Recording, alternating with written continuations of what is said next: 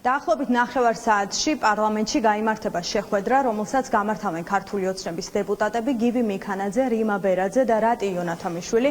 ოცნების ის წევრები არიან, რომლებიც დღეს გამართავენ პრეზენტაციას რუსული კანონისა, რომელიც პარლამენტში უკვე დაინიცირებულია. მათ დაპატიჟეს ამ შეხვედრაზე არასამთავრობო ორგანიზაციების წარმომადგენლები, თუმცა საინტერესოა ვინ მოვა ამ შეხვედრაზე, რადგან იმ ორგანიზაციებმაც კი, რომლებიც ამ დრომდე სხვადასხვა კანონ პროექტზე მუშაობდნენ პარლამენტში და ჰქონდათ მემორანდუმი გაფორმებული, ეს მემორანდუმი შეწყვიტა სწორედ რუსული კანონის დაინიცირების შემდეგ და ჩვენ როგორც ვარკვევთ ამ შეხვედრაზე უნდა ველოდოთ ქართული ოცნების აქტივისტებს, რომლებსაც დღეს ოცნების დეპუტატები გაესაუბრებიან რუსული კანონის სიკეთეებზე. ამის შემდგომ კი 3 საათზე გაიმართება ბიუროს სხდომა, რომელსაც არ წარუძღვება პარლამენტის თავმჯდომარე. პაპუაშვილი აზიის ქვეყნებში იმყოფება ოფიციალური ვიზიტის ფარგლებში. ამ ბიუროს სხდომაზე იქნება წარდგენა რუსული კანონისა. ამ პროცესში მონაწილეობას მიიღებს ოპოზიციაც. ისინი ერთის მხრივ ისაუბრებენ ალტერნატიულ კანონ პროექტზე, რომელიც უშუალოდ რუსულ გავლენებს შეეხება და მეორეს მხრივ დასვამენ კითხვებს, რადგან ოპოზიციის წარმომადგენლები ამბობენ, რომ ეს ცალსახად რუსული კანონია რამდენიმე მიზეზის გამო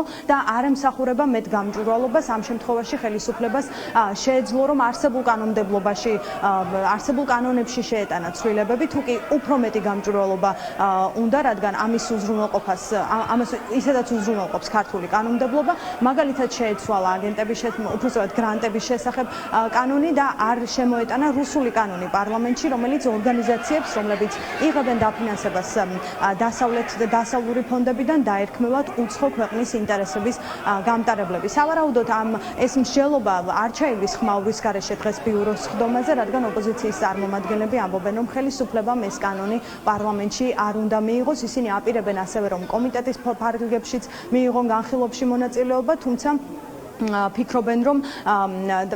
ამბობენ, რომ ყოველ ჯერზე მათ ექნებათ მცდელობა და ამტკიცონ, რომ ეს კანონი არის რუსული. ოპოზიციის წარმომადგენლები ასევე საუბრობენ, რომ თუ კი ხელისუფლება საუბრობს მეტ გამჭვირვალობაზე, მათი მისამართით უფრო მეტი კითხვაა გამჭვირვალობის შესახებ, მათ შორის ასევე მოსამართლეების ფინანსური მდგომარეობის გამჭვირვალობა არის კითხვის ნიშნის ქვეშ და შესაბამისად ხელისუფლების მისამართით უფრო მეტი კითხვაა, ვიდრე იმ არასამთავრობო ორგანიზაციების მისამართით, რომლებიც ისედაც ყოველწლიურად ავსებენ სპეციალურ უბრალოდ ინფორმაციას აწვდიან ფინანსთა სამინისტროს, თუ რა ტიპის გრანტები მიიღეს დასავლეთიდან და როგორ იხარჯება ქვეყანაში დასავლური ფინანსური რესურსი.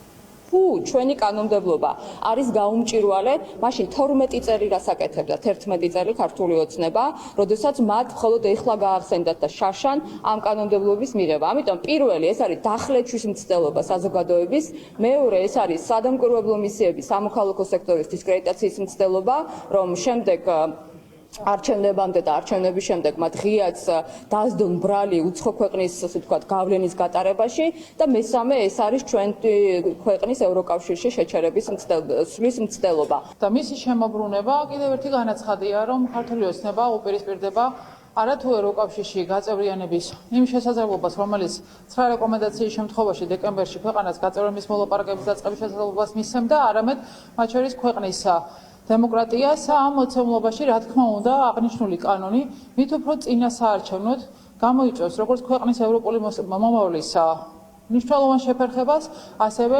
ქვეყანაში კიდევ ერთხელ დაყოფას და პოლარიზაციას, რაც დიდ რისკებს ქმნის ჩვენი ეროვნული უსაფრთხოებისთვის. მაშინ, როდესაც ხელისუფლება ცდილობს მეგობრებს და მტრებს და მოყვარეებს, ასე ვთქვათ, შორის დასვას გარკვეული ტოლობის ნიშანი, რა თქმა უნდა, ვერც ერთი საკანონმდებლო ინიციატივა, რომელიც მსგავსი ტოლობის ნიშნის შემოტანას ემსახურება, ვერ იქნება ვერც ქართული, ვერც ეროვნული და ვერც ევროპული. ამიტომ ჩვენ ისტორიით მიერ განსაზღვრულ მტერს, რა თქმა უნდა, მის გავლენებს, მის ჰიბრიდულ ომს წარმოებულს ქვეყანაში უნდა ვებრძოლოთ და ამისთვის სწორედ ჩვენ დავაინიცირეთ ალტერნატიული კანონპროექტი მათ მიერ ინიცირებული საკანონმდებლო ინიციატივის საპასუხოდ.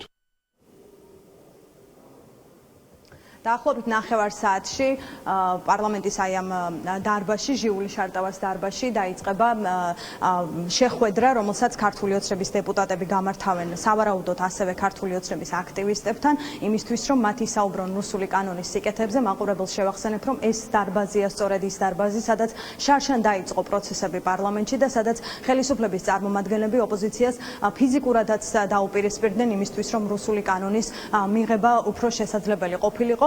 და დღეს უკვე აქ ისევ ქართული ოცნება მსჯელობს რუსულ კანონზე. საინტერესოა ჩვენ ველოდებით, ბუნებრივია, ველოდებით როგორც ქართული ოცნების დეპუტატებს, ასევე იმათ, ვინც ამ შეხვედრაში მიიღებენ მონაწილეობას.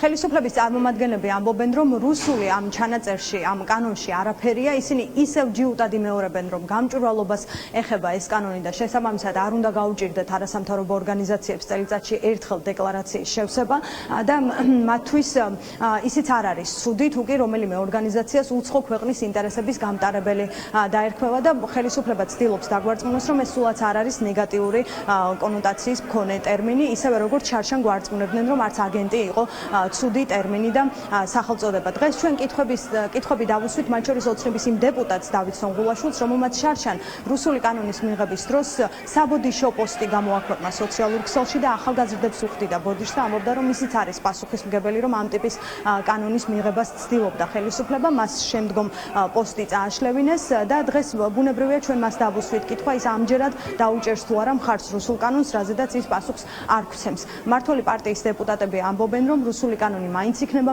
მიღებული, მიუხედავად იმისა, რომ ამ კანონს მათ გარდა არავინ იწონებს, მათ შორის არც იმ ქვეყნების წარმომადგენლები, რომლებმაც უნდა მიიღონ გადაწყვეტილება წლის ბოლოს ქვეყნისთვის გახსნან თუ არა მოლაპარაკების სივრცე. ჩვენ გვინდა პარტნიორული ურთიერთობა და არა ვასალური დამოკიდებულება. ის რაც კარგია ევროპული ღირებულება ევროპაში, მაგალითად გამჭვირვალობა, ცუდი რატო უნდა იყოს საქართველოში. ამაზე პასუხი არავის არ აქვს. ამიტომ ჩვენ ჩვენი ღირსებით, ევროპული ღირებულებით და ქართული ღირებულებით შევდივართ ევროპულ ოჯახში.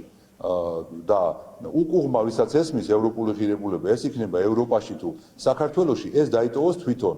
თუ ვინმეს ესმის სუვერენიტეტი, რომ მხოლოდ რუსეთისგან უნდა იყოს ქვეყანა დამოუკიდებელი, ეს არის მათი პრობლემა. მაგრამ ჩვენ ვამბობთ, რომ ქვეყანა უნდა იყოს ყველასგან დამოუკიდებელი და პარტნიორულ ურთიერთობის პრინციპებზე აგებული. რუსულ კანონზე თქვენ დაწერეთ პოსტი. ძალიან დიდი ბოდიში. წერს ამ კანონს. მარტივად დავუჭერთ ხარს. ხოთ გავიშვათ. წონებივად თვით მიაჭერთ. ხოთ გავიშვათ ბეჭქარება შეხვედრაზე დაგვიანებული ვიდეო ისედაც ბოდიში ვარ.